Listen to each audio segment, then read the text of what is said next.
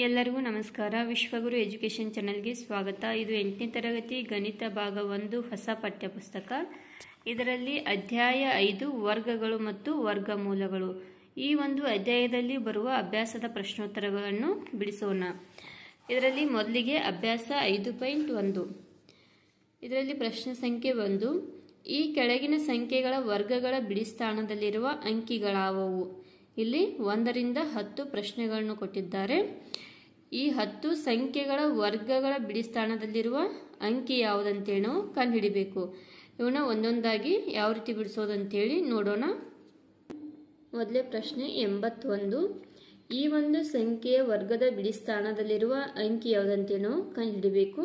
ನಾವು ಯಾವ ರೀತಿ ಕಂಡುಹಿಡಿತೀವಿ ಅಂದರೆ, ವರ್ಗ ಅಂತಂದಾಗ 81 × 81 = 6561 ಅಂತ ಬರ್ಕೊಂಡು ಈ ಒಂದು ಸಂಖ್ಯೆ ಬಿಡಿಸ್ಥಾನದಲ್ಲಿರುವ ಅಂಕಿ ಅಂತ ನಾವು ತಗೋತೀವಿ.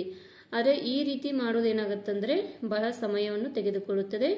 ಇಂತಹ ಪ್ರಶ್ನೆಗಳಿಗೆ ನಾವು ಡೈರೆಕ್ಟ್ ಆಗಿ ಆನ್ಸರನ್ನು ಬರಿಬಹುದು. ಯಾವ ರೀತಿ ಅಂದರೆ, ಇಲ್ಲಿ ಈ ಸಂಖ್ಯೆಯ ಬಿಡಿಸ್ಥಾನದಲ್ಲಿರುವ ಅಂಕಿ ಯಾವುದಿದೆ? 1 ಇದೆ. ಈ 1ಅನ್ನು ಸ್ಕ್ವೇರ್ ಮಾಡಿದಾಗ ಎಷ್ಟಾಗತ್ತಾ? 1 ಆಗತ್ತೆ. ಆ 1 ಅನ್ನೋದು ಈ ಒಂದು ಸಂಖ್ಯೆಯ ವರ್ಗದ ಬಿಡಿಸ್ಥಾನದಲ್ಲಿರುವ ಅಂಕಿ ಆಗಿರುತ್ತದೆ. ಆದ್ದರಿಂದ ಇದರ ವರ್ಗದ ಬಿಡಿಸ್ಥಾನದಲ್ಲಿರುವ ಅಂಕಿ 1 ಅಂತೇಳಿ ಬರಿಬೇಕು. ನೆಕ್ಸ್ಟು ಎರಡನೇದು 272. ಈ ಒಂದು ಸಂಖ್ಯೆಯ ಬಿಡಿಸ್ಥಾನದಲ್ಲಿರುವ ಅಂಕಿ ಎಷ್ಟಿದೆ? 2 ಇದೆ. ಈ 2ರ ವರ್ಗ ಏನಾಗುತ್ತಂದ್ರೆ 4 ಆಗುತ್ತದೆ. ಈ 4 ಅನ್ನೋದು ಏನಾಗಿರುತ್ತದೆ ಅಂದರೆ 272ರ ವರ್ಗದ ಬಿಡಿಸ್ಥಾನದಲ್ಲಿರುವ ಅಂಕಿ ಆಗಿರುತ್ತದೆ. ನೆಕ್ಸ್ಟು 799. ಈ ಒಂದು ಸಂಖ್ಯೆಯ ಬಿಡಿಸ್ಥಾನದಲ್ಲಿರುವ ಅಂಕಿ ಯಾವುದಿದೆ? 9 ಇದೆ. 9ರ ವರ್ಗ ಮಾಡಿದಾಗ ಎಷ್ಟಾಗತ್ತಂದ್ರೆ 9 ಸ್ಕ್ವೇರ್ ಅಂದರೆ 81. ಈ ಒಂದು ಸಂಖ್ಯೆ ಬಿಡಿಸ್ಥಾನದಲ್ಲಿ ಎಷ್ಟಿದೆ ಅಂದರೆ 1 ಇದೆ. ಈ 8 ಅನ್ನೋದು ಏನಾಗುತ್ತೆ ಅಂದ್ರೆ ನಾವು ಕೈಲ ಅಂತೇಳಿ ಬರ್ಕೊಂಡಿರ್ತೀವಿ. ಅಂದರೆ ಬಿಡಿಸ್ಥಾನದಲ್ಲಿರುವ ಸಂಖ್ಯೆ 1 ಆಗಿರುತ್ತದೆ. ಹಾಗಾಗಿ ಈ ಒಂದು ಸಂಖ್ಯೆಯ ವರ್ಗದ ಬಿಡಿಸ್ಥಾನದಲ್ಲಿರುವ ಅಂಕಿ 1 ಆಗುತ್ತದೆ. ಅದೇ ರೀತಿ 3853. ಈ ಒಂದು ಸಂಖ್ಯೆ ಬಿಡಿಸ್ಥಾನದಲ್ಲಿರುವ ಅಂಕಿ 3 ಇದೆ. ಈ 3ರ ವರ್ಗ ಎಷ್ಟಾಗುತ್ತೆ? 9 ಆಗಿರುತ್ತದೆ. ಹಾಗಾಗಿ ಈ ಒಂದು ಸಂಖ್ಯೆಯ ವರ್ಗದ ಬಿಡಿಸ್ಥಾನದಲ್ಲಿರುವ ಅಂಕಿ 9 ಆಗುತ್ತದೆ. Next question 1234. ಈ ಒಂದು ಸಂಖ್ಯೆ ಬಿಡಿಸ್ಥಾನದಲ್ಲಿದ್ದ ಅಂಕಿ 4 ಇದೆ. ನಾವು 4 ಸ್ಕ್ವೇರ್ ಮಾಡಿದಾಗ ಎಷ್ಟಾಗುತ್ತೆ ಅಂದರೆ 16 ಆಗುತ್ತದೆ. ಇವಾಗ ಈ 1 ಏನಾಗುತ್ತೆ ಅಂದರೆ ಕೈಲ ಆಗಿರುತ್ತದೆ ಮತ್ತು ಬಿಡಿಸ್ಥಾನದಲ್ಲಿ ಎಷ್ಟಿದೆ? 6 ಇದೆ. ಹಾಗಾಗಿ ಈ ಒಂದು ಸಂಖ್ಯೆಯ ವರ್ಗದ ಬಿಡಿಸ್ಥಾನದಲ್ಲಿರುವ ಅಂಕಿ 6 ಆಗುತ್ತದೆ. Next question 26387. ಈ ಒಂದು ಸಂಖ್ಯೆಯ ಬಿಡಿಸ್ಥಾನದಲ್ಲಿರುವ ಅಂಕಿ ಎಷ್ಟಿದೆ? 7 ಇದೆ. ಈ 7ಅನ್ನು ನಾವು ವರ್ಗ ಮಾಡಿದಾಗ ಎಷ್ಟಾಗುತ್ತೆ ಅಂದರೆ 49 ಬರುತ್ತದೆ. ಈ ಒಂದು ಸಂಖ್ಯೆ ಬಿಡಿಸ್ಥಾನದಲ್ಲಿರುವ ಅಂಕಿ ಎಷ್ಟಿದೆ? 9 ಇದೆ. ಈ 9 ಏನಾಗುತ್ತೆ ಅಂದರೆ ಈ ಸಂಖ್ಯೆಯ ವರ್ಗದ ಬಿಡಿಸ್ಥಾನದಲ್ಲಿರುವ ಅಂಕಿ ಆಗಿರುತ್ತದೆ. ನೆಕ್ಸ್ಟು 52698. ಈ ಒಂದು ಸಂಖ್ಯೆ ಬಿಡಿಸ್ಥಾನದಲ್ಲಿರುವ ಅಂಕಿ 8 ಇದೆ. ಈ 8ಅನ್ನು ನಾವು ವರ್ಗ ಮಾಡಿದಾಗ ಎಷ್ಟಾಗುತ್ತೆ ಅಂದರೆ 64 ಆಗುತ್ತೆ. ಈ ಒಂದು ಸಂಖ್ಯೆ ಬಿಡಿಸ್ಥಾನದಲ್ಲಿರುವ ಅಂಕಿ ಎಷ್ಟಿದೆ? 4 ಇದೆ. ಈ 4 ಅನ್ನೋದು ಏನಾಗುತ್ತೆ ಅಂದರೆ ಈ ಸಂಖ್ಯೆಯ ವರ್ಗದ ಬಿಡಿಸ್ಥಾನದಲ್ಲಿರುವ ಅಂಕಿ ಆಗುತ್ತದೆ. ನೆಕ್ಸ್ಟು 99880. ಈ ಒಂದು ಸಂಖ್ಯೆ ಬಿಡಿಸ್ಥಾನದಲ್ಲಿ ಎಷ್ಟಿದೆ? 0 ಇದೆ. ನಾವು 0ನ ವರ್ಗ ಮಾಡಿದಾಗ ಏನು ಬರುತ್ತಂದ್ರೆ 0ನೇ ಬರುತ್ತದೆ. ಹಾಗಾಗಿ ಈ ಒಂದು ಸಂಖ್ಯೆಯ ವರ್ಗದ ಬಿಡಿಸ್ಥಾನದಲ್ಲಿರುವ ಅಂಕಿ 0 ಆಗಿರುತ್ತದೆ. ಈ ರೀತಿ ಅಂದರೆ ವರ್ಗದ ಬಿಡಿಸ್ಥಾನದಲ್ಲಿರುವ ಸಂಖ್ಯೆಯನ್ನು ಕೇಳಿದಾಗ ನಾವು ಡೈರೆಕ್ಟ್ ಆಗಿ ಈ ಒಂದು ಕೊಟ್ಟಂತಹ ಸಂಖ್ಯೆಯ ಬಿಡಿ ಸ್ಥಾನದ ಅಂಕಿಯನ್ನು ನಾವು ತೆಗೆದುಕೊಂಡು ಅವುಗಳ ವರ್ಗಗಳನ್ನು ಮಾಡಿದಾಗ ಬಂದಂಥ ಸಂಖ್ಯೆಯು ಆ ಒಂದು ಸಂಖ್ಯೆಯ ವರ್ಗದ ಬಿಡಿಸ್ಥಾನದಲ್ಲಿರುವ ಅಂಕಿ ಆಗಿರುತ್ತದೆ. ಈ ರೀತಿಯಾಗಿ ನೀವು ಡೈರೆಕ್ಟ್ ಆಗಿ ಮಾಡಬೇಕು. ನೆಕ್ಸ್ಟ್ ಪ್ರಶ್ನೆ ಸಂಖ್ಯೆ 2. ಈ ಕೆಳಗಿನ ಸಂಖ್ಯೆಗಳು ಸ್ಪಷ್ಟವಾಗಿ ಪೂರ್ಣ ವರ್ಗಗಳಲ್ಲ, ಕಾರಣ ಕೊಡಿ. ಇಲ್ಲಿ 1 ರಿಂದ 8 ಪ್ರಶ್ನೆಗಳನ್ನು ಕೊಟ್ಟಿದ್ದಾರೆ. ಈ 8 ಸಂಖ್ಯೆಗಳು ಏನಂತ ಹೇಳಿದಾರೆ ಅಂದರೆ ಸ್ಪಷ್ಟವಾಗಿ ಪೂರ್ಣ ವರ್ಗಗಳಲ್ಲ ಅಂತೇಳಿ ಡೈರೆಕ್ಟ್ ಆಗಿ ಅವರೇ ಕೊಟ್ಟಿದ್ದಾರೆ. ಈ ಸಂಖ್ಯೆಗಳು ಯಾಕೆ ಪೂರ್ಣ ವರ್ಗಗಳಲ್ಲ ಅಂತ ಹೇಳಿ ನಾವು ಕಾರಣವನ್ನು ಕೊಡಬೇಕು. ಇವುಗಳನ್ನ ಒಂದೊಂದಾಗಿ ಇವಾಗ ನೋಡೋಣ. ಮೇನ್ ಪ್ರಶ್ನೆ ಸಂಖ್ಯೆ 2 ಅದರಲ್ಲಿ ಒಂದನೇದ್ದು 1057. ಈ ಒಂದು ಸಂಖ್ಯೆಯು ಸ್ಪಷ್ಟವಾಗಿ ಪೂರ್ಣ ವರ್ಗವಲ್ಲ ಅಂತೇಳಿ ಅವರೇ ಕೊಟ್ಟಿದ್ದಾರೆ. ಅದಕ್ಕೆ ನಾವು ಕಾರಣವನ್ನು ಕೊಡಬೇಕು. ಅದಕ್ಕಿಂತ ಮುಂಚೆ ನಮಗೆ ವರ್ಗಗಳಿಗೆ ಸಂಬಂಧಿಸಿದಂಥ ಒಂದಿಷ್ಟು ಮಾಹಿತಿಗಳು ನಮಗೆ ಗೊತ್ತಿರಬೇಕು. ಅವು ಯಾವುದಂದರೆ, ಒಂದು ಸಂಖ್ಯೆಯ ಬಿಡಿ ಸ್ಥಾನದಲ್ಲಿ 0, 1, 4, 5, 6 ಮತ್ತು 9 ಇದ್ದರೆ ಆ ಸಂಖ್ಯೆಯು ಕಡ್ಡಾಯವಾಗಿ ವರ್ಗವಾಗಿರುತ್ತದೆ. ಅದೇ ರೀತಿ ಒಂದು ಸಂಖ್ಯೆಯ ಬಿಡಿ ಸ್ಥಾನದಲ್ಲಿ 2, 3, ನೆಕ್ಸ್ಟು 7, 8 ಇದ್ದರೆ ಆ ಸಂಖ್ಯೆಯು ಯಾವುದೇ ರೀತಿ ವರ್ಗವಾಗಿರುವುದಿಲ್ಲ ಅಂತೇಳಿ ನಮಗೆ ಗೊತ್ತಿರಬೇಕು. ಅಂದರೆ ಕೊಟ್ಟಂಥ ಸಂಖ್ಯೆ ಬಿಡಿ ಸ್ಥಾನದಲ್ಲಿ ಇದರಲ್ಲಿ ಯಾವುದಾದ್ರೂ ಒಂದು ಸಂಖ್ಯೆ ಇದ್ದರೆ ಆ ಸಂಖ್ಯೆಯು ವರ್ಗವಾಗಿರುತ್ತದೆ. ಅದೇ ರೀತಿ ಕೊಟ್ಟಂಥ ಸಂಖ್ಯೆಯಲ್ಲಿ ಬಿಡಿ ಸ್ಥಾನದಲ್ಲಿ ಇದೇನಾದರೂ ಇದರಲ್ಲಿ ಯಾವುದಾದ್ರೂ ಒಂದು ಸಂಖ್ಯೆಗಳಿದ್ದರೆ ಅದೇನಾಗಿರುತ್ತದೆ ಅಂದರೆ ಪೂರ್ಣ ವರ್ಗವಾಗಿರುವುದಿಲ್ಲ. ಹಾಗಾಗಿ ಇಲ್ಲಿ ಒಂದೊಂದಾಗಿ ನಾವು ನೋಡೋಣ. ಇವೆರಡು ಅಂಶಗಳನ್ನ ಆಧಾರವಾಗಿಟ್ಕೊಂಡು ಇವಾಗ ಒಂದೇದೇನಿದೆ 1057 ಅವರೇ ಕೊಟ್ಟಿದ್ದಾರೆ ಇದು ಒಂದು ಪೂರ್ಣ ವರ್ಗವಲ್ಲ ಅಂತೇಳಿ.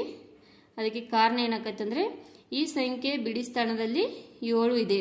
ಇಲ್ಲಿ ನಾವು ಹೇಳಿದ್ದೀವಿ 7 ಇದ್ರೆ ಅದು ಒಂದು ವರ್ಗ ಸಂಖ್ಯೆ ಆಗಿರುವುದಿಲ್ಲ. ನೆಕ್ಸ್ಟು 23453 ಇದರ ಬಿಡಿ ಸ್ಥಾನದಲ್ಲಿ ಏನಿದೆ 3 ಇದೆ.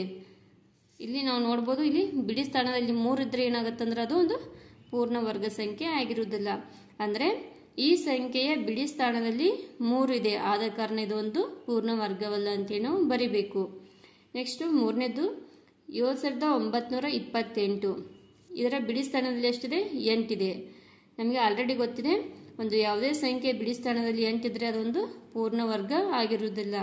ಹಾಗಾಗಿ ಈ ಕೊಟ್ಟಂತಹ ಬಿಡಿ ಸ್ಥಾನದಲ್ಲಿ 8 ಇದೆ, ಆದ ಕಾರಣ ಇದು ಒಂದು ಪೂರ್ಣ ವರ್ಗವಲ್ಲ ಅಂತೇಳಿ ನಾವು ಬರಿಬೇಕು. ನೆಕ್ಸ್ಟು ನಾಲ್ಕನೇದು 22222 ಈ ಒಂದು ಸಂಖ್ಯೆಯ ಬಿಡಿ ಸ್ಥಾನದಲ್ಲಿ ಎಷ್ಟಿದೆ 2 ಇದೆ. ಹಾಗಾಗಿ ಇದು ಒಂದು ಕೂಡ ಪೂರ್ಣ ವರ್ಗವಲ್ಲ ಅಂತೇಳಿ ನಾವು ಬರಿಬೇಕು. ನೆಕ್ಸ್ಟು 89722 ಇದರ ಬಿಡಿ ಸ್ಥಾನದಲ್ಲಿ ಎಷ್ಟಿದೆ 2 ಇದೆ. ಹಾಗಾಗಿ ಈ ಸಂಖ್ಯೆಯ ಬಿಡಿ ಸ್ಥಾನದಲ್ಲಿ 2 ಇದೆ, ಆದ ಕಾರಣ ಈ ಒಂದು ಸಂಖ್ಯೆಯು ಪೂರ್ಣ ವರ್ಗವಲ್ಲ ಅಂತೇಳಿ ನಾವು ಬರಿಬೇಕು. ನೆಕ್ಸ್ಟು ಐದನೇದು 64000 ಇಲ್ಲಿ ನಾವು ನೋಡಬೇಕು. ಇಲ್ಲಿ ಈ ರೀತಿ ಜೀರೋಗಳು ಬಂದಾಗ ಇಲ್ಲಿ ಒಂದು ನಮಗೆ ಅಂಶ ಗೊತ್ತಿರಬೇಕು. ಏನಂದರೆ ವರ್ಗ ಸಂಖ್ಯೆಯ ಅಂತ್ಯದಲ್ಲಿರುವ ಸೊನ್ನೆಗಳು ಯಾವಾಗಲೂ ಸಮಸಂಖ್ಯೆಯಲ್ಲಿಯೇ ಇರುತ್ತವೆ. ಅಂದರೆ ಸಮಸಂಖ್ಯೆ ಅಂದರೆ ಯಾವ ರೀತಿ ಅಂದರೆ 2, 4, 6, 8 ಈ ರೀತಿ ಸೊನ್ನೆಗಳನ್ನ ಹೊಂದಿದ್ದ ಮಾತ್ರ ಆ ಒಂದು ಸಂಖ್ಯೆ ಏನಾಗಿರುತ್ತದೆ ಅಂದರೆ ವರ್ಗ ಸಂಖ್ಯೆ ಆಗಿರುತ್ತದೆ. ಆದರೆ ಇಲ್ಲಿ ನೀವು ನೋಡ್ಬೋದು, ಇದರ ಅಂತ್ಯದಲ್ಲಿ ಎಷ್ಟಿದೆ 3 ಸೊನ್ನೆಗಳದಾವ ಅಂದರೆ ಬೆಸದಾವ. ಹಾಗಾಗಿ ಇದೇನಾಗತ್ತಂದರೆ ಇದು ಒಂದು ವರ್ಗ ಸಂಖ್ಯೆ ಆಗಲ್ಲ ಅಂತೇಳಿ ನಾವು ಬರಿಬೇಕು. ಆದ್ದರಿಂದ 64000 ಇದು ಪೂರ್ಣ ವರ್ಗವಲ್ಲ, ಏಕೆಂದರೆ ಬಿಡಿ ಸ್ಥಾನದಲ್ಲಿ 3 ಸೊನ್ನೆಗಳಿವೆ ಅಥವಾ ಬೆಸ ಸಂಖ್ಯೆಯನ್ನು ಹೊಂದಿವೆ ಅಂತೇಳಿ ನಾವು ಬರಿಬೇಕು. ನೆಕ್ಸ್ಟು 7ನೇದು 2,22,000 ಇಲ್ಲಿ ನೀವು ನೋಡ್ಬೋದು, ಇಲ್ಲಿ ಅಂತ್ಯದಲ್ಲಿ ಎಷ್ಟಿದೆ ಅಂದರೆ 3 ಸೊನ್ನೆಗಳದಾವ. ಹೌದಾ? ಅಂದರೆ ಬೆಸ ಸೊನ್ನೆಗಳನ್ನು ಹೊಂದಿತ್ತಂದರೆ ಆ ಒಂದು ಸಂಖ್ಯೆ ಏನಾಗಿರುತ್ತದೆ ಅಂದರೆ ಪೂರ್ಣ ವರ್ಗವಾಗಿರುವುದಿಲ್ಲ. ಅಂದರೆ ನಾವು ಏನಂತ ಬರಿಬೇಕಂದ್ರೆ ಈ ಸಂಖ್ಯೆ ಬಿಡಿ ಸ್ಥಾನದಲ್ಲಿ 3 ಸೊನ್ನೆಗಳನ್ನು ಹೊಂದಿವೆ, ಆದ್ದರಿಂದ ಇದೊಂದು ಪೂರ್ಣ ವರ್ಗವಲ್ಲ ಅಂತೇಳಿ ಬರಿಬೇಕು. ನೆಕ್ಸ್ಟು 8ನೇದು ಇದೆಷ್ಟಿದೆ ಅಂದರೆ 5,05,050 ಈ ಒಂದು ಸಂಖ್ಯೆ ಇಲ್ಲೇನಿದೆ ಬೆಸ ಜೀರೋವನ್ನು ಹೊಂದಿದೆ, ಒಂದೇ ಜೀರೋವನ್ನು ಹೊಂದಿದೆ. ಹಾಗಿದ್ದಾಗ ಈ ಒಂದು ಸಂಖ್ಯೆಯು ಕೂಡ ಏನಂತ ಹೇಳ್ಬೇಕು ನಾವು ಪೂರ್ಣ ವರ್ಗವಲ್ಲ ಅಂತೇಳಿ ಬರಿಬೇಕು. ಅಂದರೆ ಒಂದು ಪೂರ್ಣ ವರ್ಗ ಹೊಂದಬೇಕಂದ್ರೆ ಆ ಸಂಖ್ಯೆಯ ಅಂತ್ಯದಲ್ಲಿ ಏನೇನಿರ್ಬೇಕಂದ್ರೆ 2 ಜೀರೋ ಇರಬೇಕು, ಅದೇ ರೀತಿ 4 ಜೀರೋ ಹೊಂದಿರಬೇಕು, ನೆಕ್ಸ್ಟು 6 ಜೀರೋ. ಈ ರೀತಿ ಸಮ ಸಂಖ್ಯೆಯ ಸೊನ್ನೆಗಳನ್ನು ಹೊಂದಿದ್ರೆ ಮಾತ್ರ ಆ ಸಂಖ್ಯೆಯನ್ನು ನಾವು ವರ್ಗ ಸಂಖ್ಯೆ ಅಂತೇಳಿ ಹೇಳಬೇಕು. ನಾವು ಡೈರೆಕ್ಟಾಗಿ ಯಾವುದೇ ಒಂದು ಎಷ್ಟೇ ದೊಡ್ಡ ಸಂಖ್ಯೆಯನ್ನು ಕೊಟ್ಟಾಗ ನಾವು ಅದರ ಅಂತ್ಯದ ಅಂಕಿಯನ್ನು ನೋಡಿಕೊಂಡು ನಾವು ಇದು ಒಂದು ಪೂರ್ಣ ವರ್ಗ ಸಂಖ್ಯೆ ಹೌದು ಅಲ್ವೋ ಅಂತೇಳಿ ನಾವು ಡೈರೆಕ್ಟಾಗಿ ಕಂಡುಹಿಡಿಬಹುದು. ನೆಕ್ಸ್ಟು ಪ್ರಶ್ನೆ ಸಂಖ್ಯೆ 3 ಈ ಕೆಳಗಿನ ಯಾವ ಸಂಖ್ಯೆಗಳ ವರ್ಗಗಳು ಬೆಸ ಸಂಖ್ಯೆಗಳಾಗಿವೆ? ಇಲ್ಲಿ ನಮಗೆ ಒಂದು ಅಂಶ ಗೊತ್ತಿರಬೇಕು, ಯಾವುದೇ ಬೆಸ ಸಂಖ್ಯೆಗಳ ವರ್ಗವು ಯಾವಾಗಲೂ ಬೆಸ ಸಂಖ್ಯೆ ಆಗಿರುತ್ತದೆ. ಅದೇ ರೀತಿ ಸಮಸಂಖ್ಯೆಯ ವರ್ಗವು ಯಾವಾಗಲೂ ಸಮಸಂಖ್ಯೆಗಳೇ ಆಗಿರುತ್ತವೆ. ಈ ಒಂದು ಅಂಶ ನಮಗೆ ಗೊತ್ತಿರಬೇಕು. ಇಲ್ಲಿ ನಮಗೆ 4 ಪ್ರಶ್ನೆಗಳನ್ನು ಕೊಟ್ಟಿದ್ದಾರೆ. ಈ 4 ಸಂಖ್ಯೆಗಳ ವರ್ಗಗಳು ಬೆಸ ಸಂಖ್ಯೆಗಳು ಹೌದು ಅಲ್ಲವಂತೆ ನಾವು ಕಂಡುಹಿಡಿಬೇಕು. ಇವುಗಳನ್ನ ಯಾವ ರೀತಿ ಕಂಡುಹಿಡಿಬೇಕಂದ್ರೆ, ಕೊಟ್ಟಂತಹ ಸಂಖ್ಯೆಯ ಬಿಡಿ ಸ್ಥಾನದಲ್ಲಿರುವ ಅಂಕಿಯ ಸಹಾಯದ ಮೂಲಕ ನಾವು ಕೊಟ್ಟಂತಹ ಸಂಖ್ಯೆಯ ವರ್ಗವು ಬೆಸ ಸಂಖ್ಯೆ ಹೌದು ಅಲ್ಲವಂತೇಳಿ ನಾವು ಕಂಡುಹಿಡಿಬಹುದು. ಇವಾಗ ಇವುಗಳನ್ನ ಒಂದೊಂದಾಗಿ ಯಾವ ರೀತಿ ನೋಡೋದಂತೇಳಿ ನೋಡೋಣ. ಒಂದನೇದು 431. ಈ ಒಂದು ಸಂಖ್ಯೆಯ ವರ್ಗವು ಬೆಸ ಸಂಖ್ಯೆ ಹೌದು ಅಲ್ಲವಂತೇಳಿ ನಾವು ಕಂಡುಹಿಡಿಬೇಕು. ಈಗಾಗಲೇ ನಾ ಹೇಳಿರುವ ಹಾಗೆ ಈ ಒಂದು ಸಂಖ್ಯೆಯ ಬಿಡಿ ಸ್ಥಾನದಲ್ಲಿರುವ ಅಂಕಿಯ ಸಹಾಯದ ಮೂಲಕ ನಾವು ಈ ಒಂದು ಸಂಖ್ಯೆಯು ಬೆಸ ಸಂಖ್ಯೆ ಹೌದು ಅಲ್ಲ ಅಂತೇಳಿ ಕಂಡುಹಿಡಿಬಹುದು ಅಂತೇಳಿ ಹೇಳಿದ್ದೇನೆ. ಅದೇ ರೀತಿ ನಾ ಇಲ್ಲಿ 431ರ ಬಿಡಿ ಸ್ಥಾನದಲ್ಲಿರುವ ಸಂಖ್ಯೆ 1 ಅಂತೇಳಿ ಬರ್ಕೊಂಡಿದ್ದೀನಿ. ಇವಾಗ 1ರ ವರ್ಗ ಎಷ್ಟಾಗುತ್ತಂದ್ರೆ 1 ಆಗುತ್ತದೆ. ಅಂದರೆ 1 × 1 ಅಂದ್ರೆ ಎಷ್ಟಾಗುತ್ತೆ? 1 ಆಗಿರುತ್ತದೆ. ಹಾಗಾಗಿ ಆದ್ದರಿಂದ ಈ ಸಂಖ್ಯೆಯ ವರ್ಗವು ಬೆಸ ಸಂಖ್ಯೆ ಆಗಿದೆ ಅಂತ ನಾವು ಹೇಳ್ಬೋದು. ನೆಕ್ಸ್ಟು ಎರಡನೇದು 2826. ಈ ಒಂದು ಸಂಖ್ಯೆಯ ಬಿಡಿ ಸ್ಥಾನದಲ್ಲಿರುವ ಸಂಖ್ಯೆ ಎಷ್ಟಿದೆ ಅಂದರೆ 6 ಇದೆ. 6ರ ವರ್ಗ ಮಾಡಿದಾಗ ನಮಗೆ ಎಷ್ಟಾಗುತ್ತೆ ಅಂದರೆ 36 ಬರುತ್ತದೆ. ಈ ಒಂದು ಸಂಖ್ಯೆ ಬಿಡಿ ಸ್ಥಾನದಲ್ಲಿರುವ ಸಂಖ್ಯೆ ಏನಿದೆ 6 ಇದೆ. ಈ 6 ಅನ್ನೋದೇನಿದೆ ಸಮಸಂಖ್ಯೆ. ಆದ್ದರಿಂದ ಈ ಸಂಖ್ಯೆಯ ವರ್ಗವು ಬೆಸ ಸಂಖ್ಯೆ ಅಲ್ಲ ಅಂತೇಳಿ ಬರಿಬೇಕು. ಅಂದರೆ ಇದು ಒಂದು ಸಮಸಂಖ್ಯೆ ಆಗಿದೆ. ನೆಕ್ಸ್ಟು 7779. ಈ ಸಂಖ್ಯೆ ಬಿಡಿ ಸ್ಥಾನದಲ್ಲಿರೋ ಸಂಖ್ಯೆ ಎಷ್ಟಿದೆ? 9 ಇದೆ. ಈ 9ನ ವರ್ಗ ಮಾಡಿದಾಗ ನಮಗೆ 81 ಬರುತ್ತದೆ. ಈ ಒಂದು ಸಂಖ್ಯೆಯ ಬಿಡಿ ಸ್ಥಾನದಲ್ಲಿ ಎಷ್ಟಿದೆ? 1 ಇದೆ. 1 ಅನ್ನೋದೇನಿದು ಬೆಸ ಸಂಖ್ಯೆ. ಆದ್ದರಿಂದ ಈ ಒಂದು ಸಂಖ್ಯೆಯ ವರ್ಗವು ಬೆಸ ಸಂಖ್ಯೆ ಆಗಿದೆ ಅಂತ ನಾವು ಬರಿಬೇಕು. ನೆಕ್ಸ್ಟು 4ನೇದು 82004. ಈ ಒಂದು ಸಂಖ್ಯೆಯ ಬಿಡಿ ಸ್ಥಾನದಲ್ಲಿರುವ ಸಂಖ್ಯೆ 4 ಆಗಿದೆ. ಈ 4ರ ವರ್ಗ ಎಷ್ಟಾಗುತ್ತೆ ಅಂದರೆ 16 ಆಗುತ್ತದೆ. ಇದರ ಬಿಡಿ ಸ್ಥಾನದಲ್ಲಿ ಏನಿದೆ? 6 ಇದೆ. ಇದು 6 ಅನ್ನೋದು ಒಂದು ಸಮಸಂಖ್ಯೆ ಆಗಿದೆ. ಆದ್ದರಿಂದ ಈ ಸಂಖ್ಯೆಯ ವರ್ಗವು ಬೆಸ ಸಂಖ್ಯೆ ಅಲ್ಲ ಅಂತೇಳಿ ಬರಿಬೇಕು. ಇವಾಗ ನಾವು ಯಾವುದೇ ಒಂದು ಸಂಖ್ಯೆಯ ಬಿಡಿ ಸ್ಥಾನವನ್ನು ನಾವು ಆಧಾರವಾಗಿಟ್ಕೊಂಡು ಆ ಸಂಖ್ಯೆಯು ವರ್ಗ ಹೌದು ಅಲ್ಲೋ ಅಂತೇಳಿ ಕಂಡುಹಿಡಿತೀವಿ. ಅದೇ ರೀತಿ ಬಿಡಿ ಸ್ಥಾನದಲ್ಲಿರೋ ಅಂಕಿಯನ್ನು ನಾವು ಬಳಸಿಕೊಂಡು ಅದೊಂದು ಬೆಸ ಸಂಖ್ಯೆನೋ ಅಥವಾ ಸಮಸಂಖ್ಯೆನೋ ಅಂತೇಳಿ ಕೂಡ ನಾವು ಕಂಡುಹಿಡಿತೀವಿ. ನೆಕ್ಸ್ಟ್ ಪ್ರಶ್ನೆ ಸಂಖ್ಯೆ 4. ಕೆಳಗಿನ ಮಾದರಿಯನ್ನು ಗಮನಿಸಿ ಬಿಟ್ಟ ಅಂಕಿಗಳನ್ನು ತುಂಬಿರಿ. ಇಲ್ಲಿ ಒಂದು ಮಾದರಿಯನ್ನು ಕೊಟ್ಟಾರೋ ಅದು ಯಾವ ರೀತಿ ಮಾದರಿ ಅಂತೇಳಿ ನಾವು ಮೊದಲು ಕಂಡು ಹಿಡ್ಕೋಬೇಕು.